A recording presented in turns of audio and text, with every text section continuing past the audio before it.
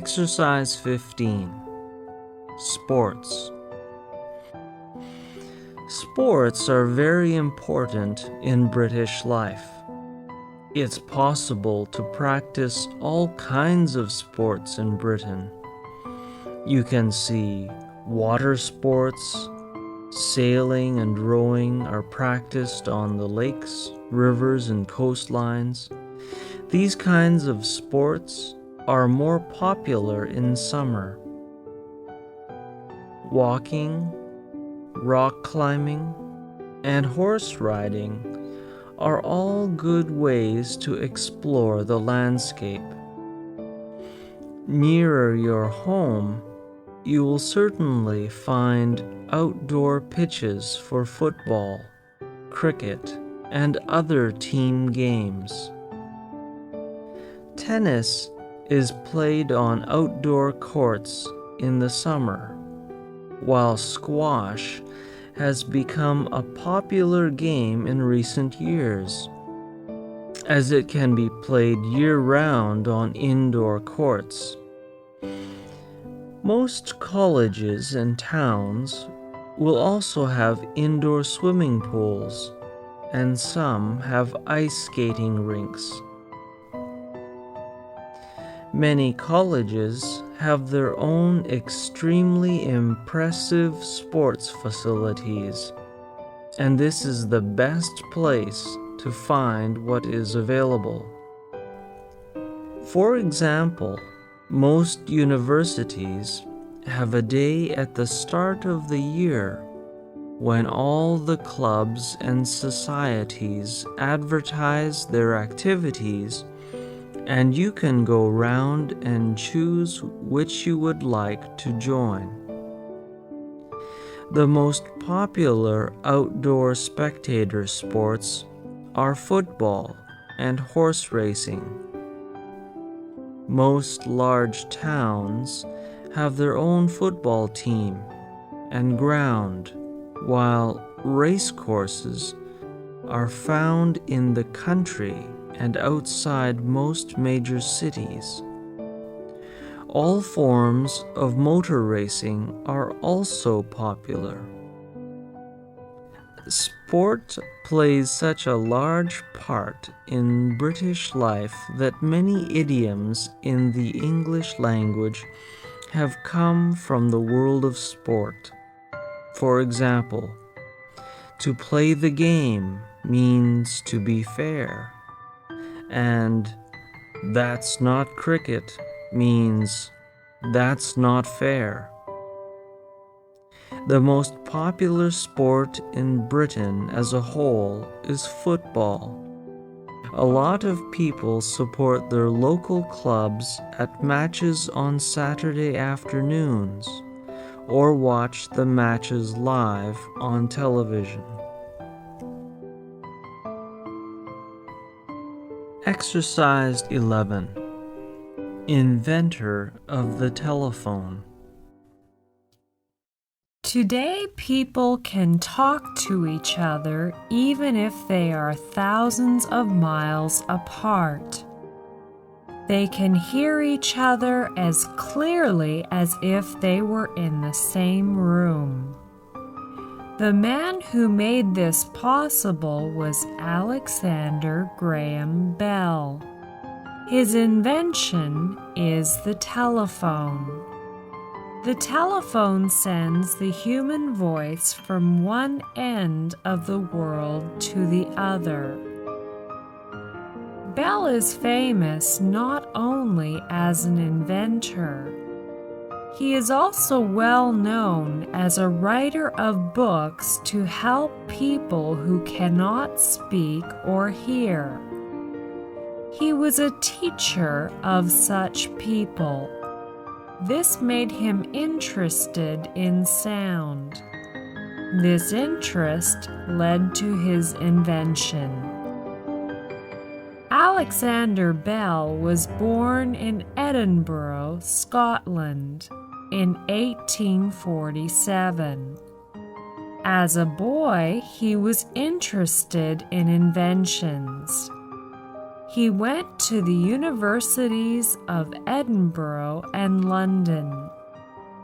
His father and grandfather had both been teachers of deaf people.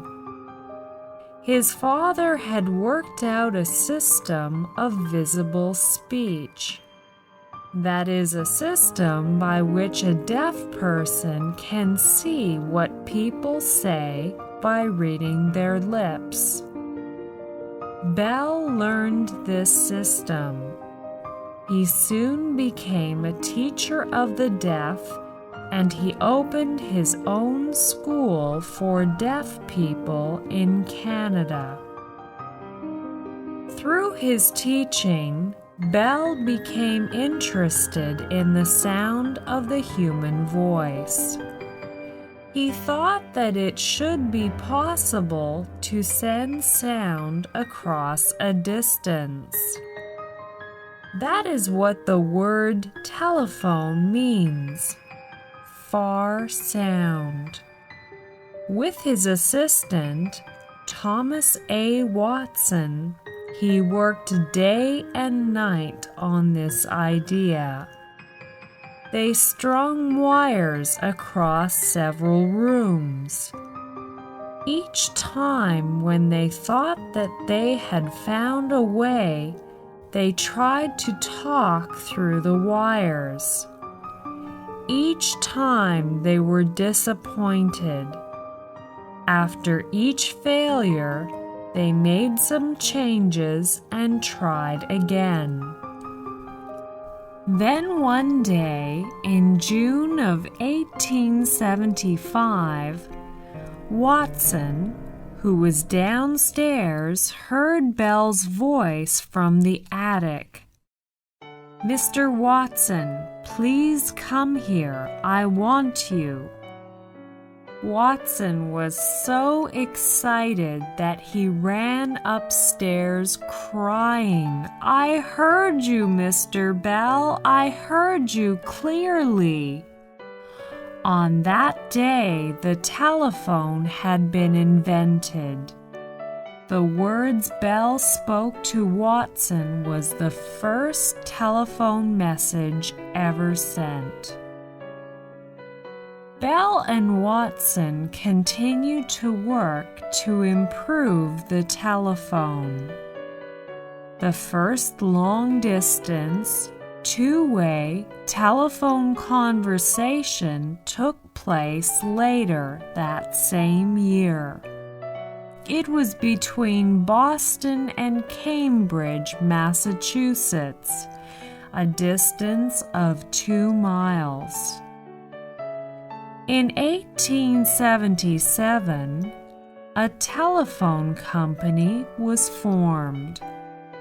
The first telephone exchange was opened the next year in New Haven, Connecticut. It had 8 lines and 21 telephones. From that time, telephone systems grew fast. 2 years later, there were over 47,000 telephones in the United States. The telephone spread rapidly, both here and in Europe. Bell lived to see millions of telephones used all over the world. He had the joy of speaking from coast to coast by telephone. He died shortly before telephone service across the ocean was established. His invention brought him wealth and great honors. He was given many medals and honorary degrees. His invention has often been called one of America's greatest gifts to the world. When Alexander Graham Bell died on August 2nd, 1922, all the telephones in the United States were silent for 1 minute in memory of a great man. Exercise 1. University's calendar. Good morning, everyone. Welcome to the International Language Center for the 2000-2001 academic year.